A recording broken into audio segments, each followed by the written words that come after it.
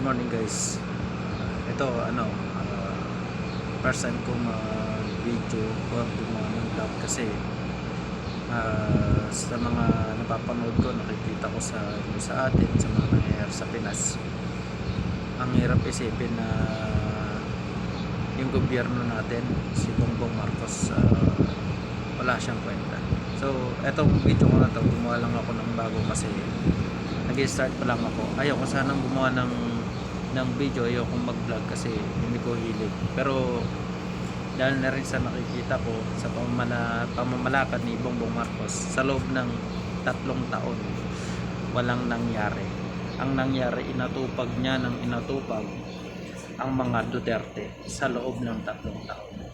So siguro sa susunod video ko, doon ko palang babatikusin or pupunahin ang trabaho ni Bongbong Marcos. Salamat.